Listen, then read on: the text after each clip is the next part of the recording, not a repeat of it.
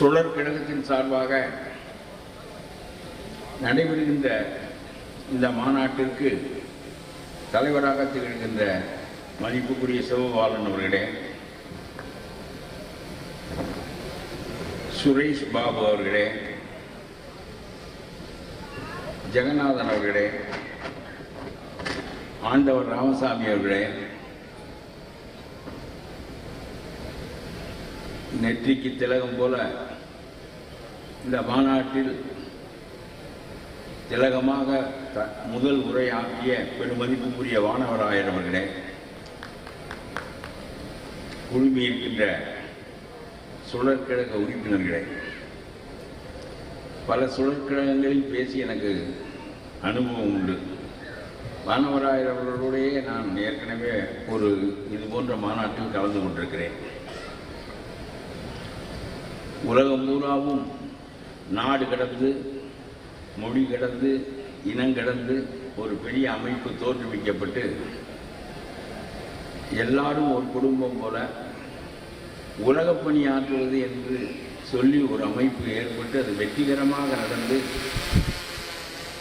Polio போன்ற நோய்களை எல்லாம் ஒழித்து இன்னும் பலவற்றை ஒழிப்பதற்கு பெரும் பணம் திரட்டி ஒவ்வொருவரும் தங்கள் தங்கள் காலத்தில் எவ்வளவு பணம் திரட்டுகிறோம், என்னென்ன காரியங்கள் செய்தோம் என்பதை தன்னுடைய இயல்பான சொந்த வாழ்க்கைக்கு அப்பாற்பட்டு மிக பெருமையாக நடத்துகின்ற ஒரு அமைப்பு இது. 2.5 கோடியெல்லாம் ஒரு கழகத்திற்கு, ஒரு சங்கத்திற்கு நன்கொடையாக ஒருவர் கொடுக்க வருகிறார் என்பதும், அப்படி பல பேர் இந்த கோவை மாவட்டத்தில் இருக்கிறார்கள் என்பதும் வியப்புக்குரியது. எந்த ஒன்றையும் தன் பேரிலே நடத்தி கொள்ள வேண்டும் என்று நினைக்கின்ற எண்ணத்திற்கு மாறாக ஒரு அமைப்புக்குள்ளே தன்னுடைய பணம் கரைந்து அமைப்பின் வழியாக அந்த காரியங்கள் நடைபெறுகின்ற போது அதற்குள் நாம் இருக்கிறோம் என்று இயல்பாக நினைக்க தெரிவதற்கே ஒரு பரந்த மனப்பான்மை வேண்டும் என்பதுதான் என்னுடைய எண்ணம். அது ரொம்ப எளிதானதில்லை. நம்மிடம் இருக்கிற பணத்தை நாமே கொடுப்போம், நேரடியாக அறிந்து கொடுப்போம் என்று எண்ணாமல் ஒரு பெரிய கழகத்திற்குள் அதை கரைத்து அதன் வழியாக பெருவாரியான மக்கள் பயனடைகிறார்கள் என்பதில் தன்முனைப்பு அடங்கப்பட்ட கொடைகளாக அத்தகைய கொடைகள் அமைந்திருக்கின்றன என்பதை நாம் பார்க்கின்றோம். எனக்கு முன்னாலே பேசிய அண்ணாமலை அவர்கள் ரொம்ப நன்றாக பேசினார்.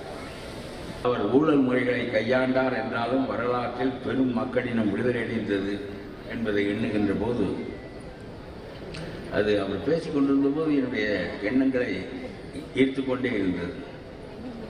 அப்படி செய்வது சரியா அல்லது தன்னுடைய கொள்கையிலேயே ஊன்றி நின்று பிறழாமல் இருப்பது சரியா என்கின்ற கேள்விக்கு அவர் விடை சொல்லாமல் போனாலும் கூட, உங்களை சிந்திக்க வைத்து விட்டு போனாலும் கூட,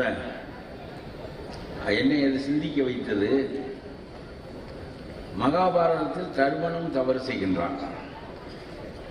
தருமன் தவறே செய்யாதவன் தருமன். அவனுடைய தேர் பூமிக்கு மேலே 3 அடி உயரத்திலே தான் போகும். போர்க்களத்தில் வெற்றியை பெற்றாக வேண்டும், நீ நிலை பிறண்டாக வேண்டும் என்று கிருட்டிணன் சொல்லுகின்ற போது அவன் அந்த போர் வெற்றிக்காக உன்னுடைய வம்சம் அழிய வேண்டுமா வேண்டாமா என்பதை முடிவு செய்து கொள், இந்த பொய்யை நீ சொல்லியே ஆக வேண்டும் என்று கிருட்டிணன் சொல்லுகின்ற போது முதல் முறையாக தருமன் பொய் சொல்லுகின்றான். அவனுடைய தேர் பூமியை தொட்டு ஓடுகிறது. அவ்வளவு உயரமான தர்மன் பிழை செய்கின்றான், பொய் சொல்லுகின்றான் என்பது ஒரு பக்கம். ஆனால் வாழ்நாள் முழுவதும் நிலை பெறலாமல் அவள் வாழ்ந்தாள் என்பது ஒரு பக்கம். ஆகவே லிங்கன் கரப்ஷன் மூலமாக அடிமை முறையை ஒழிக்க நினைத்ததும், தர்மம் வெற்றி பெற்றால், தர்மம் வெற்றி பெறாவிட்டால், துரியோதனன் வெற்றி பெற்றுவிட்டால் மீண்டும் அதர்மமே இந்த உலகத்தில் நீண்ட காலம் நிலைத்திருக்கும் என்கின்ற நிலையில் ஒரு பொய்யை சொல்லி அதர்மத்தை ஒழிப்பதற்கு தர்மன் முயன்றதும், இவை இரண்டுக்கும் விடை தேடி நான் மகாபாரதம் மாபெரும் விவாதம் என்ற ஒரு புத்தகம் எழுதினேன்.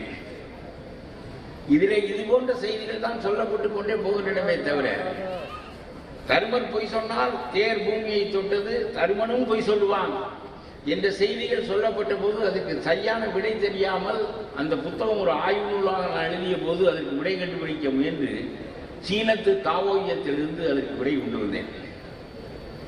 சீனத்து தாவோயியம் ரொம்ப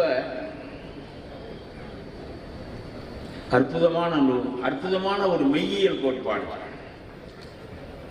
உலக கோட்பாடுகளுக்கு நிகரான அதைவிட இன்னும் ஒரு அங்கலம் கூடுதலான கோட்பாடு.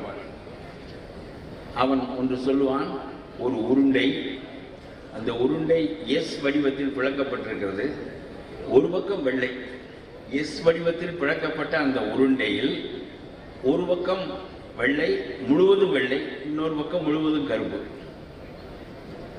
முழுவதும் வெள்ளையான பகுதியில் ஒரு சின்ன துளி அளவுக்கு கருப்பு புள்ளி, முழுவதும் கருப்பான பகுதியில் ஒரு துளி அளவுக்கு வெள்ளை புள்ளி. ஆக முழுமையான பெர்ஃபெக்ஷன் என்பது கிடையவே கிடையாது என்று டாவோயிசம் சொல்கிறது. கிடையவே கிடையாது என்று டாவோயிசம் சொல்கிறது. இதைத்தான் கொண்டு வந்து நான் தர்மனுக்கு பொருத்தினேன்.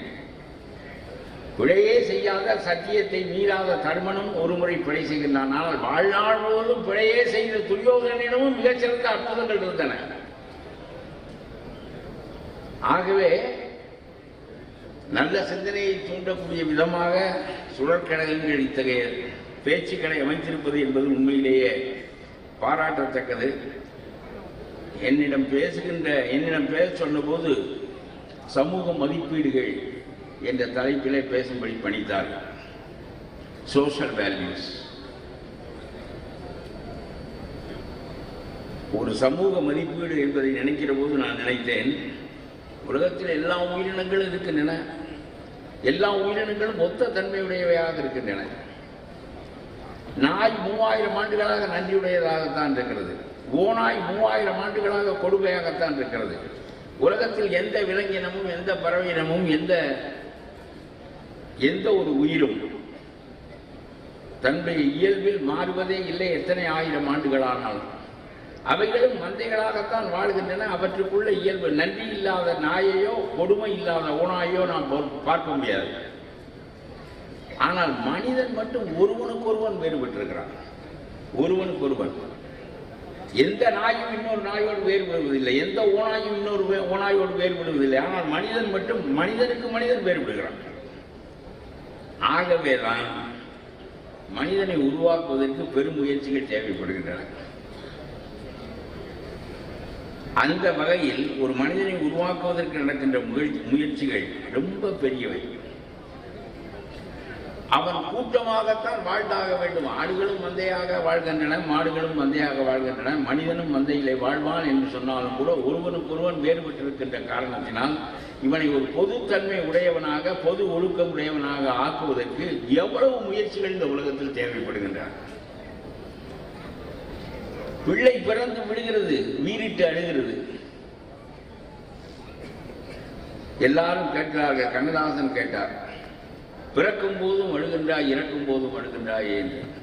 இறக்கும் போது அழுவதற்கு காரணம் தெரிகிறது, பிறக்கும் போது ஏன் அழ வேண்டும் என்று சொன்னால், அவன் தாயினுடைய வயிற்றில் இருக்கிற போது எந்த வேலையும் அவனுக்கு செய்து பழக்கமில்லை. உருண்டு கொண்டிருப்பான், உதைந்து கொண்டிருப்பான், அவ்வளவுதான்.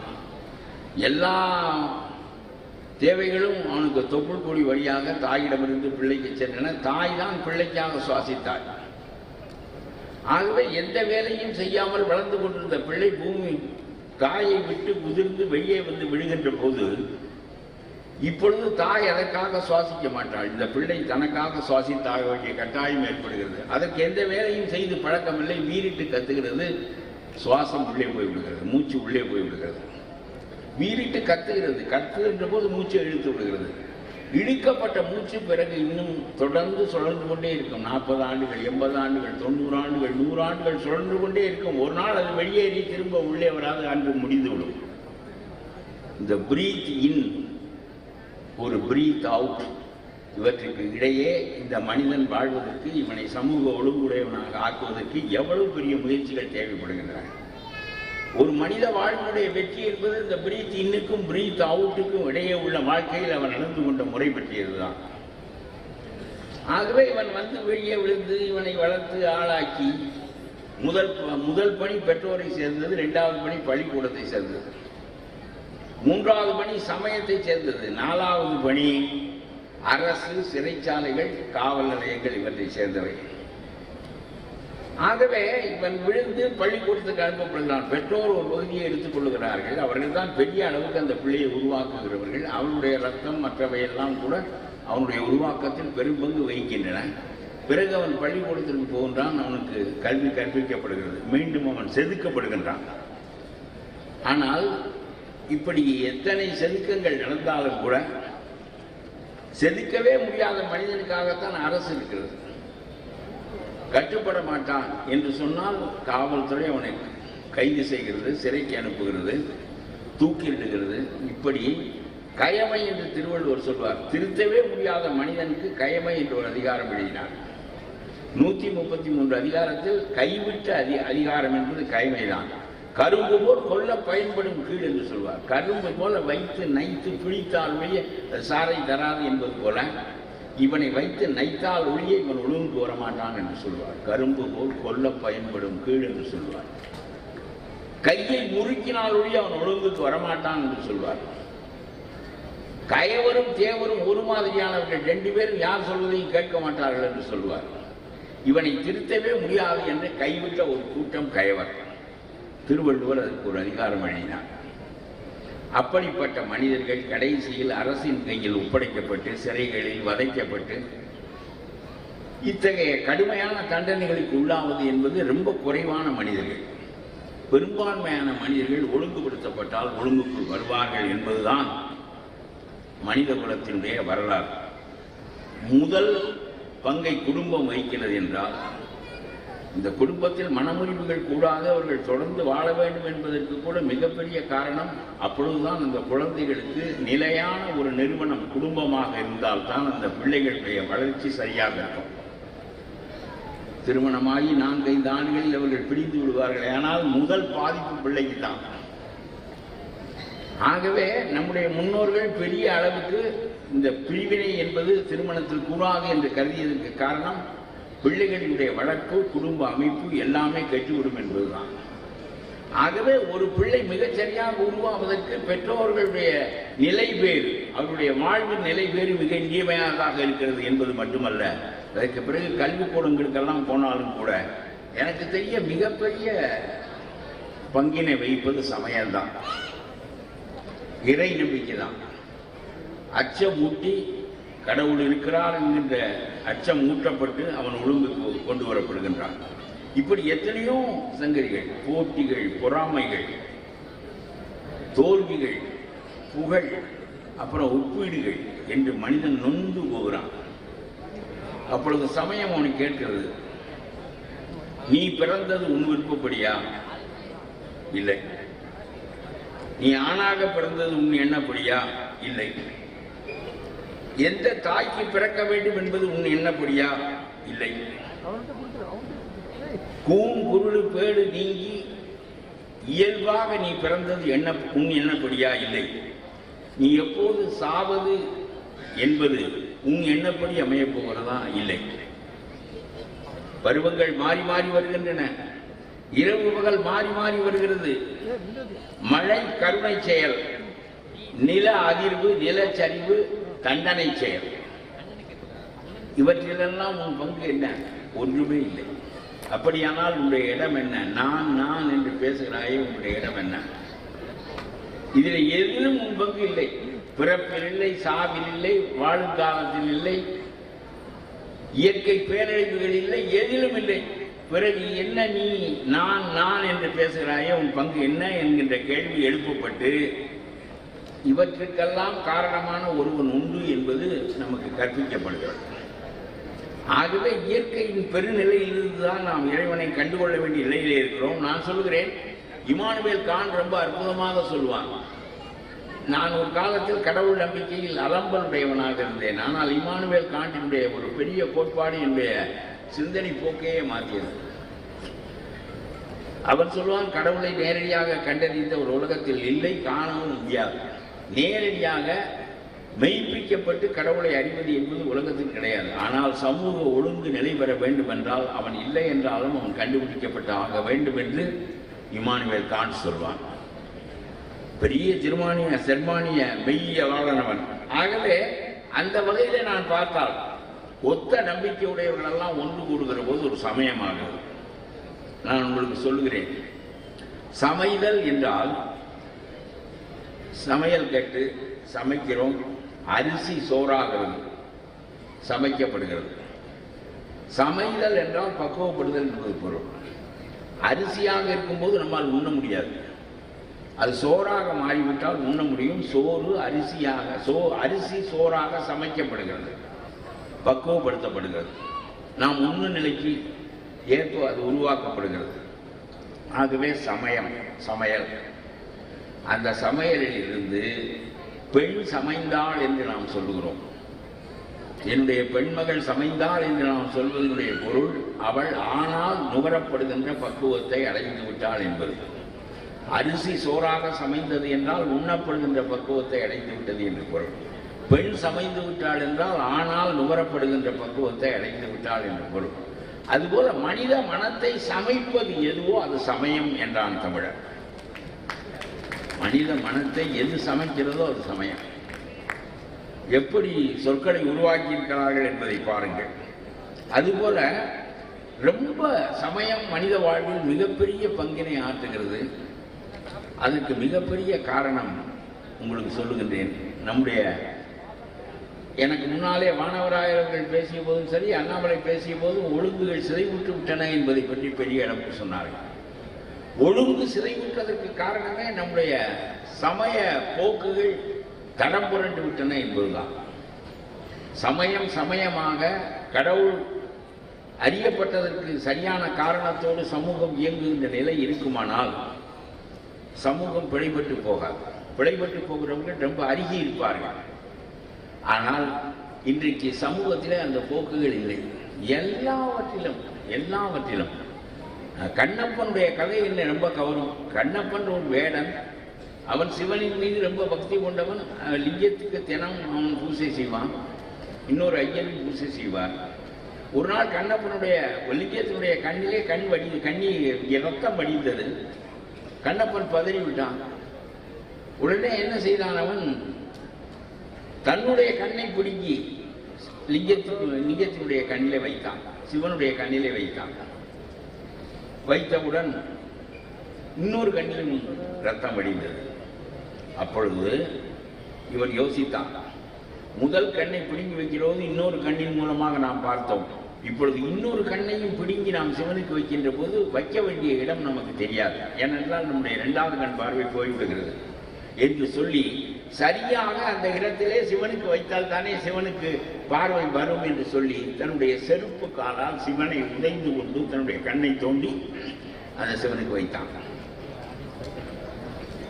சிவனுக்கு கண் வந்தது என்பது ஒரு புறம் இருக்கட்டும், இவையெல்லாம் கதை என்பதும் கூட ஒரு பக்கம் இருக்கட்டும். ஆனால் தமிழ் நம்முடைய மக்களுக்கு சொல்லுகின்ற மிகப்பெரிய செய்தி, செருப்பு காலால் நீ உதைந்தாயா என்பது முக்கியமில்லை, அந்த சிவனிடம் நீ எவ்வளவு ஈடுபாடு கொண்டிருந்தாய், அன்பு கொண்டிருந்தாய் என்பதுதான் முக்கியம். செருப்பு காலால் போய் பூ இல்லை என்றால் கல்லை விட்டு வீசி நீ வழிபாடு செய், இவையெல்லாம் பெரிய முக்கியமில்லை. உன்னுடைய உள்ளம் என்னவாக இருந்தது என்பதுதான் முக்கியம். அன்பெனும் வலையுள் அகப்படும் மலையே என்று இறைவனை சொன்னவர்கள் தமிழர்கள். பெரிய மலை எப்படி ஒரு வலைக்குள் அகப்படும், அவ்வளவு பெரிய மலையும் அகப்படும், வலைக்குள் அகப்படும் உன்னுடைய நெஞ்சில் தூய அன்பு இருந்தால் என்று சொல்லி தமிழ் கற்பித்தது. எத்தனையோ காரியம் உங்களுக்கு சொல்கிறேன். நக்கீரனுக்கு முன்னால் இறைவன் வந்தான். நான் சொன்ன பாட்டிலே பிழையா சொல்லுகிறாய் என்று நக்கீரனை பார்த்து கேட்டான். நக்கீரன் சொன்னான், ஆமாம் பிழைதான் என்று சொன்னான். கீரனோ என் கவியை பாரில் பழுதென்பவன் என்று சொன்னான். திருப்பி அடித்தான் நக்கீரன். சங்கர் இப்போது எங்கள் குலம், சங்கரனார் கேது குலம் என்று சொன்னான். எப்படி இயற்கையிலேயே பெண்ணின் கூந்தலுக்கு மனம் இருக்கும், உன்னுடைய தாய் மீனாட்சிக்கும் கிடையாதா என்று கேட்டான். தாய் மீனாட்சிக்கும் இயற்கையிலே மனமில்லை. நீங்கள் வாசனை பொருட்களை தடவிக் கொள்வதனாலே மனம் வர முடியுமே தவிர இயற்கையாக வர முடியாது என்று சொன்னான். என்னை பார் நக்கீரா என்று சொன்னான். பார்த்தான், நெற்றிக்கண்ணை எரித்தான். நெற்றிக்கண்ணை திறந்தான், நக்கீரன் எரிந்தான் என்று தமிழ் சொல்வதனுடைய நோக்கம் மீண்டும் உயிர்ப்பிக்கப்பட்டான் என்பது வேறு. இறைவனாக இருந்தாலும் கூட பிழைபட்டு நிற்கின்ற போது தன்னுடைய கருத்தை உறுதிபட சொல்லுகின்ற உணர்வு நமக்கு இருக்க வேண்டும் என்பதை ஊட்டுவதற்காக தமிழ் இந்த கதையை சொன்னான். இந்த கலை உண்மையான கலை இல்லை. உலகத்தில் எங்குமே கடவுளை கூட மதித்து கேள்வி கேட்க வேண்டும் என்கின்ற கருத்து ஊட்டப்பட்டதே கிடையாது. தமிழன் இதை கடவுளின் பேராலே ஏன் சொல்ல விரும்புகிறான் என்றால், கடவுளையும் மதித்து கேட்கின்ற அறிவு பெற்ற ஒருவன் ஒடுங்கி போகக்கூடாது, நிமிர்ந்து பேச வேண்டும் என்பதற்காக இந்த கதையை நமக்கு உருவாக்கினார்கள். எந்த ஒன்றும் சொல்லுகின்றேன், எதிர்கருத்தால் தான் உலகம் வளர்ச்சி விடுகிறது. முதலிலே ஒரு கருதுகோள் ஏற்படுகிறது, தீசிஸ். அந்த தீசிஸ் ஏற்பட்டவுடனே எதிர்கருதுகோள் ஏற்படும். அது முட்டும், அது மோதும். மோதினால் தான் வளர்ச்சி ஏற்படும். முதல் கருதுகோள் தீசிஸ் என்றால், இரண்டாவது கருதுகோள் ஆன்டி தீசிஸ். எதிர்கருதுகோள் வரும், ரெண்டும் முட்டும். ரெண்டும் முட்டி நின்று விடாது.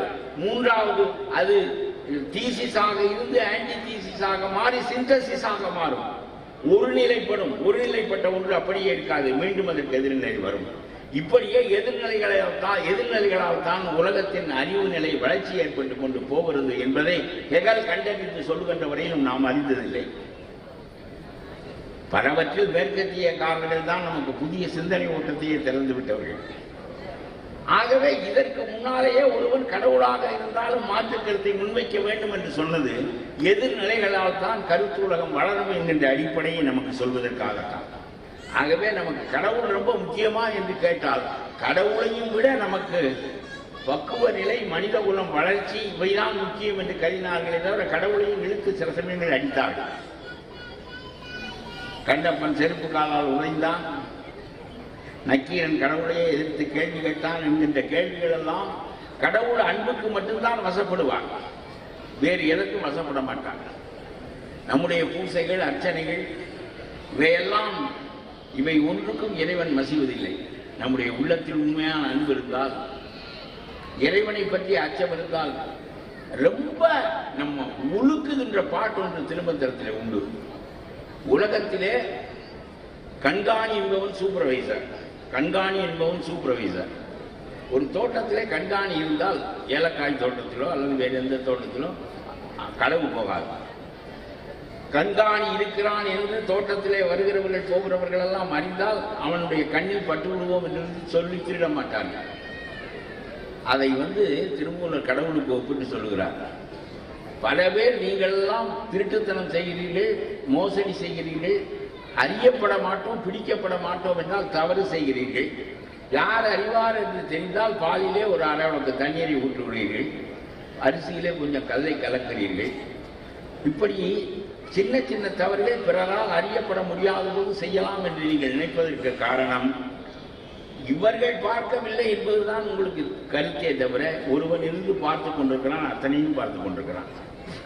ஆகவே உங்களுடைய வாழ்க்கையிலே கண்காணி ஒருவன் இருக்கிறான், ஒரு சூப்பர்வைசர் இருக்கிறான், அவன் எல்லாவற்றையும் பார்த்து கொண்டிருக்கிறான். நம்முடைய பிழைகளையும் நம்முடைய கள்ளத்தனத்தையும் அவன் அறிவான். அதற்கு ஏற்ற தண்டனை நமக்கு வந்தே தீரும் என்கின்ற எண்ணம் மட்டும் உங்களுக்கு இருந்தால் உங்களால் எப்படி களவு செய்ய முடியும் என்று திருமூலர் கேட்கிறார். கண்காணி இல்லென்று கள்ளம் பல புரிவார், கண்காணி இல்லா இடமில்லை. கண்காணி இல்லென்று கள்ளம் பல புரிவார், கண்காணி இல்லா இடமில்லை. காணுங்கால் கண்காணியாக கலந்தங்கும் நின்றானை, கண்காணி கண்டார் களவொழிந்தாரே என்று திருமூலர் சொல்வார். கண்காணி ஒருவன் இருக்கிறான், he is always watching us என்கின்ற எண்ணம் மட்டும் உனக்கு இருந்தால் உன்னால் தவறே செய்ய முடியாது, நெறியே பிறட முடியாது என்று சொல்லுகிறார். இவ்வளவு தமிழ் நமக்கு ரொம்ப தெளிவாக ஒரு தனி மனிதனை உருவாக்குவதற்கு பிறந்தது.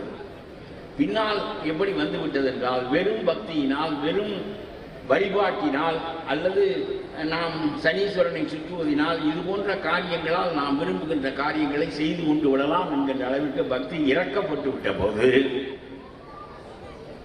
உலகம் சீர்குலைந்து விட்டது. கண்ணதாசன் ஒன்று சொன்னார், என்னடா கும்பிடுகிறாய், எல்லாரும் தான் கும்பிடுகிறான், திருடன் களவாட போகின்ற போது மாட்டிக்கொண்டு விடக்கூடாது என்று கடவுளை கும்பிட்டு விட்டு தான் போகிறான். சீட்டாடுகின்ற மனிதன் சீட்டை புரட்டுவதற்கு முன்னாலே அதை முத்தமிட்டு விட்டு முருகா என்று சொல்லிவிட்டு தான் சீட்டை புரட்டுகிறான். ஒரு புரணன் கொலை செய்வதற்கு அறிவாளை தீண்டுகின்ற போது யாரும் சாட்சியாக வந்து விடக்கூடாது, நான் மாட்டிக்கொண்டு விடக்கூடாது என்று வழிபட்டு விட்டு தான் போய் கொலை செய்ய போகின்றான். ஒரு தாசி கூட நல்ல கிராட்சியாக நமக்கு வர வேண்டும் என்று சொல்லி வழிபட்டு விட்டுத்தான் அவளும் தன்னுடைய முந்தானையை விரிக்கிறாள். கண்ணதாசன் சொல்லுகிறார். திருடனும் அரகரா சிவசிவா என்றுதான் திருநீர் பூசுகின்றான். சீட்டாடும் மனிதனும் சீட்டை புரட்டும் தெய்வத்தை வணங்குகின்றான். முரடனும் அறிவாளில் காரியம் பார்க்கும் முன் முதல்வனை வணங்குகின்றான். முச்சந்தி மங்கையும் முக்காடு நீக்கையில் முருகனை கூவுகின்றாள். வருடுவார் கைக்கெல்லாம் வளைகின்ற தெய்வமென் வாழ்க்கையை காக்கவில்லையே, மலர் கொண்ட பூந்தலை தென்றல் தாளாட்டிடும் மதுரை மீனாட்சி உமையே என்று கண்ணதாசன் பின்னால் வழுக்கி விடுகிறார்.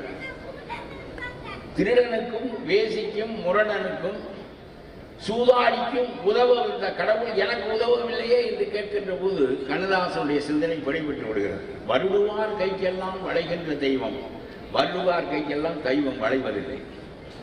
என்னுடைய வாழ்க்கைக்கு வளையவில்லையே என்று இவர் குறைப்பட்டுக் கொள்வதிலே பொருள் இல்லை. எந்த ஒரு வினையும் அதற்கு எதிர்வினையை நம்முடைய வாழ்க்கையில் உண்டாக்கியே தீரும். ஆகவே கண்ணதாசனுடைய சிந்தனைப்படி இது. உலகத்தின் போக்கை சரியாக கண்டறிந்து முடிவு காணுகின்ற போது பிழையாக முடிவு காண்கிறார் கண்ணதாசன். ஆகவே இறைவன் என்பவன் நான் முன்னாலேயே சொன்னது போல ஒரு கங்காணி. நம்முடைய சமூக ஒழுக்கத்திற்கு, வாழ்க்கைக்கு நம்மை அச்சமூட்டி ஒழுங்குபடுத்துவதற்கும், நம்முடைய அன்பு காரணமாக நெகிழ்ந்து நமக்கு உதவுவதற்கும் அவர் இல்லை என்றாலும் கூட உருவாக்கப்பட்டது சரி என்று காண்ட் சொல்வது எனக்கு நெஞ்சத்துக்கு ரொம்பவும் பிடிக்கும்.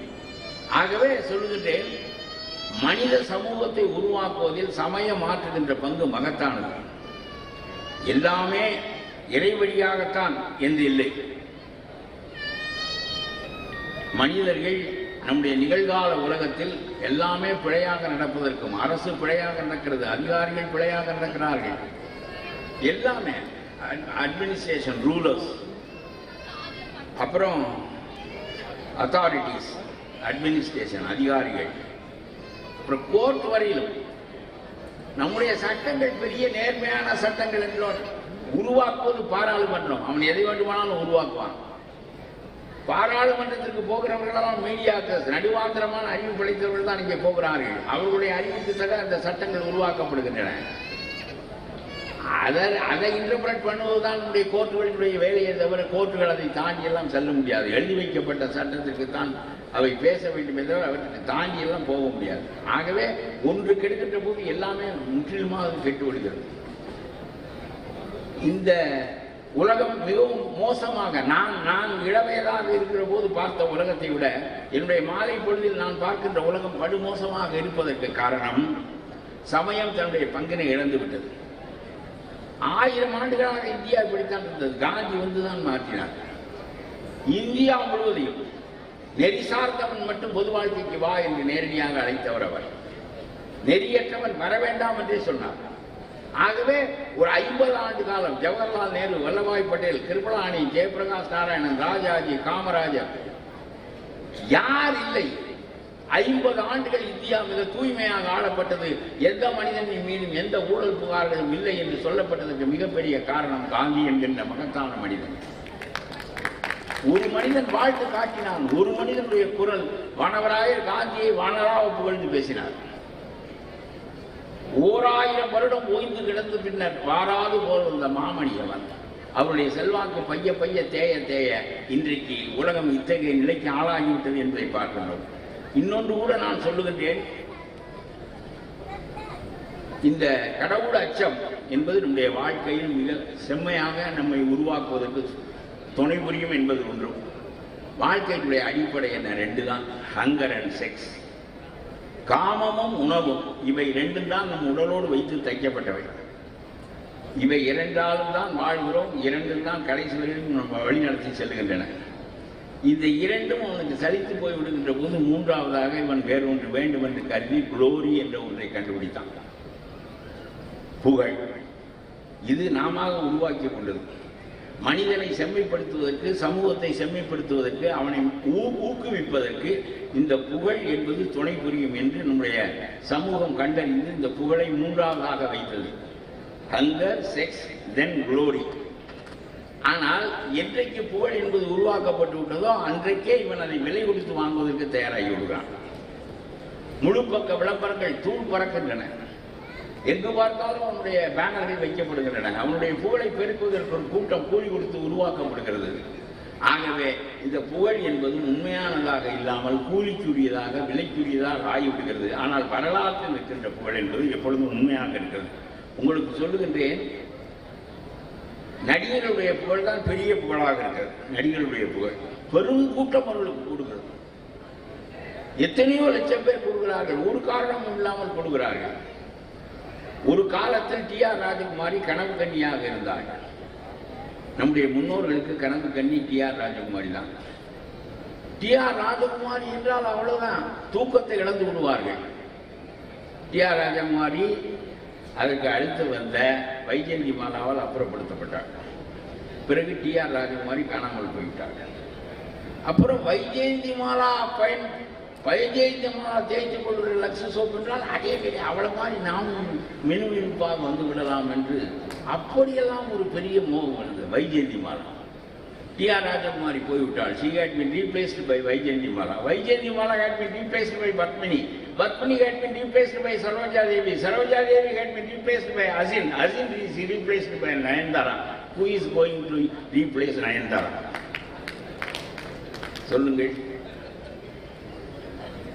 எந்த ஒருவர் அப்புறப்படுத்தப்பட முடியுமோ அவர் புகழுக்குரியவர் இல்லை. புகழ் என்பது நிலைத்த தன்மையுடையது. இவர்கள் வெறும் கவர்ச்சியினால் ஒரு புகழ் போல ஃபெமிலியர் என்பது வேறு, குளோரி என்பது வேறு. பலரால் அறியப்பட்டிருக்கிறார்கள் என்பதற்காக நாம் அதை புகழ் என்று மயங்குகிறோம். எதோட புகழ் இல்லை. அதனாலேதான் ராஜகுமாரி புகழ் மங்கி விடுகிறது, பத்மினி புகழ், வைஜெயந்தி மாலா புகழெல்லாம் மங்கி விடுகிறது. அடுத்தடுத்தவர்களால் இவர்கள் ஒதுக்கப்பட்டு தள்ளப்படுகிறார்கள். இப்பொழுது நயன்தாராவை யார் தள்ளுவார் என்று காலம் எதிர்பார்த்து காத்திருக்கிறது. இதற்கு மிகப்பெரிய காரணம் அது உண்மை புகழ் இல்லை. உண்மை புகழ் என்ன என்பதை மட்டும் ஒரு 2 மணித்துளியில் சொல்லிவிட்டு விடைபெற விரும்புகின்றேன். அந்த நேரம் எனக்கு அதுதான். இதை தொல்காப்பியம் சொன்னது. உலகத்திலே தமிழ் எதை சொல்லவில்லை. நிகழ்கால சயின்ஸ் அண்ட் டெக்னாலஜி தான் தமிழிலே இல்லையே தவிர ஒரு மனிதன் முழுமையாக வாழ்வதற்கும் சமூகம் முழுமையாக சிறப்பெய்தவுமான எல்லா செய்திகளும் தமிழிலே இருக்கின்றன. தொல்காப்பியம் சொல்லுகிறது, 4 காரணத்தால் வருகின்ற புகழ் தான் பெரும்புகழ். ஒரு புகழ் அறிவு காரணமாக வருகின்ற புகழ் நீடித்து 2000 ஆண்டுகளுக்கு நிற்கும். வள்ளுவனுடைய புகழ் இருக்கிறது. சரியா? சரி. தியாகத்தினால் வருகின்ற புகழ், வீரத்தினால் வருகின்ற புகழ் காலம் கடந்து நிற்கும். அதெல்லாம் நோபடி கேன் ரீப்ளேஸ். அடுத்தடுத்து வருகின்றவன் பக்கத்தில் உட்கார்ந்து கொள்வானே தவிர இவனை அகற்றிவிட்டு அவன் உட்காருவது என்பது சினிமாவில் தான், மற்றவர்கள் இல்லை. தியாகத்தால் சிறந்தவனுடைய புகழ், பகவத்சிங்கினுடைய புகழ், அதுக்கு அடுத்தது காந்தியினுடைய புகழ். பக்கத்தில் அமர்வார்கள், ஒருவரையோடு அகற்ற மாட்டார்கள். இதுபோல ஆரியப்படை கடந்த நெடுஞ்செழியன் புகழிலிருந்து நம்முடைய மகாத்மா காந்தி புகழ் வரையிலும் அத்தனை புகழும் நிலைத்த புகழ். அது தியாகத்தினால் வீரத்தினால் வருகின்ற புகழ். 3வது புகழ் கொடையினால் வருகின்ற புகழ். யார் வெள்ளமாக தன்னுடைய பணத்தை ஒரு பொருட்டில்லாமல் அள்ளி பிறருக்கு கொடுத்தானோ அவனுடைய பேர் காலங்கடந்து இருக்கிறது. அதை அழிப்பதற்கு யாராலும் முடியாது. பாரியின் புகழ், ஓரியின் புகழ், நம்முடைய காலத்தில் பச்சையப்ப முதலியாருடைய புகழ், வழகப்ப செட்டியாருடைய புகழ், இந்த புகழெல்லாம் யாராலும் அழிக்கப்பட முடியாது. இன்னும் உங்களில் பல பேர் ரோட்டரியிலேயே கொடைஞர்கள் வருவீர்கள், பக்கத்தில் அமர்வீர்களை தவிர ஒருவரை அகற்றுவதில்லை. ஆகவே அறிவினால் வருகின்ற புகழ், தியாகத்தினால் வருகின்ற புகழ், கொடையினால் வருகின்ற புகழ், இந்த 3 புகழும் அழிக்க முடியாத புகழாக 1000 ஆண்டுகள் நிலைத்திருக்கும் என்றால் சாதாரண மனிதன் நான் நிலைத்திருக்க மாட்டேனா என்று கேட்டான் தொல்காப்பியனிடம். பழிப்பன செய்யாமல் நீ வாழ்ந்தால் நீ அறியப்பட்ட அளவுக்கு புகழுற்று நிற்பாய் என்று தொல்காப்பியம் சொல்கிறது. அந்த ஊரிலாதவன் புகழ்பெற்று நிற்பான். பழிப்பன செய்யாமல் வாழ்ந்தால் அந்த ஊரிலாவது நிலை பெற்று நிற்பாய் என்று தொல்காப்பியம் சொல்கிறது. உங்களுக்கு சொல்லுகிறேன், எளிய வழி சொல்கிறேன். தமிழிலே யார் சிறந்தவர்கள் என்று கேட்டபோது, யார் புகழுக்குரியவர்கள் என்று கேட்டபோது தமிழ் காட்டியது 3 பேரை காட்டியது. அணில் பிள்ளை, தென்னம்பிள்ளை, கீரி பிள்ளை. அணில் பிள்ளையாக கருதப்படுகிறது, பெற்ற பிள்ளையாக கருதப்படுகிறது. ஒரு தீங்கும் செய்யாத உயிர் அணில் பிள்ளை. அதனாலே அணிலை அணில் என்று சொல்லாமல் அணில் பிள்ளை என்று சொன்னார்கள். சொந்த மகவாக போற்றுகிறார்கள். அணிலை எவனாவது அடித்தால் கொண்டு விடுவார்கள். ஏண்டா அதை போய் கல்லடிச்சுற? அணில் சொந்த மகவாக கருதப்படுகிறது. ஆகவே அணிலோடு சேர்த்து பிள்ளை என்ற பேரையும் ஒட்டையும் சேர்த்து அணில் பிள்ளை என்று சொன்னார்கள். தென்னை 5 ஆண்டுகள் நீங்கள் நீர் ஊற்றி விட்டார்கள், பிறகு காலமெல்லாம் உங்களுக்கு காய்த்து கொட்டி உங்களுடைய வாழ்க்கையை ஒரு மகவு போல் காப்பாற்றுகிறது. உங்களுடைய மகன் எப்படி உங்களை காப்பாற்ற கடமைப்பட்டவனோ அதுபோல் அந்த தென்னை மரம் 100 ஆண்டுகளுக்கு உங்களை காப்பாற்றுகிறது. ஆகவே தென்னையை மரம் என்று சொல்லாமல் தென்னம்பிள்ளை என்று சொன்னார்கள்.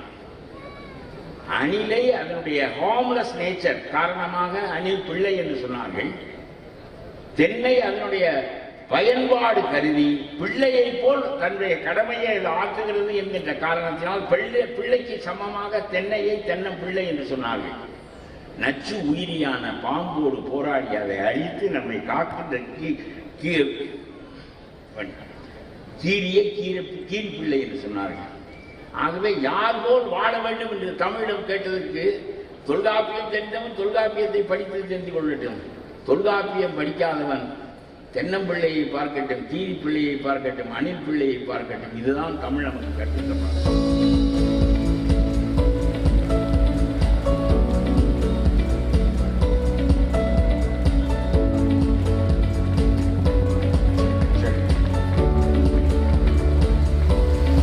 எல்லாருமே லஞ்ச் வந்து